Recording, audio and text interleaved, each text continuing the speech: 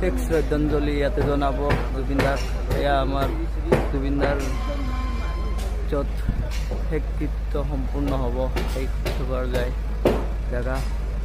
চৰাই আপোনালোকে চাওক তীব্ৰ গতিৰে কাম চলি আছে।